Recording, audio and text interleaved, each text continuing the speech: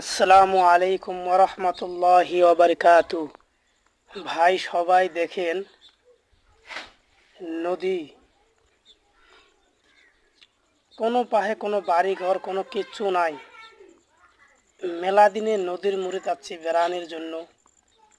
তখন নদীর মুড়ে আসি বেড়াইতে দেখি খুব একটা খারাপ লাগলো। এই নদীর মুড়ের মতো মানুষের কোনো বাড়ি ঘর কোনো কিচ্ছু নাই। চারো পাহে খালি পানি আর পানি। কত পানি ভাই। ওই পাহে তো কোনো বাড়ি ঘর কিচ্ছু নাই, এই পাহাও কোনো বাড়িঘর কিচ্ছু নাই। কিন্তু এই জায়গার মধ্যে হালাকে বাড়িঘর সব কিছু আছিল, বর্তমান নাইকে। এই নদী ভাঙার কারণে মানুষ সবাই বাড়ি ঘর ভাঙে অন্য জায়গার মধ্যে চলে গেছে, নিজের জায়গা ছাড়ি অন্য জায়গার মতো গেছে ভাই।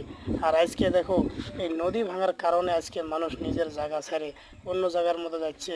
কত কষ্ট ভাই, নিজের জন্মস্থান জায়গা ছেড়ে অন্য জায়গার মধ্যে যাওয়া থাকা কত কষ্ট লাগে। আজকে নদী মানুষও কত কি করলো, মানুষের জীবন শেষ করে দিল ভাই। দেখো ভাই, সামনে মেলা কয়টা গাড়ি দেখা যায়, টোটো গাড়ি বহুত কয়টা দেখা যায়, টেম্পো গাড়ি গেলে যে সামনে দেখা যাবে লেগছে ভাই। এই গাড়ি গেলে এতে থাকার কারণ কি? নদীর মোড়ের মধ্যে নিশ্চয়ই তো একটা কারণ আছে।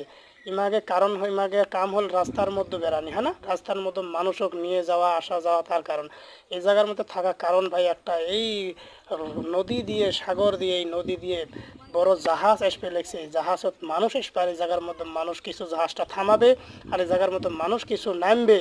নামার পরে মানুষগুলোকে আমরা সবাই নিয়ে যাবে ভাই। কত কষ্ট ভাই। দেখো, কোনো বাড়িঘর কিচ্ছু নাই ভাই। সবাই ভিডিওটাকে লাইক শেয়ার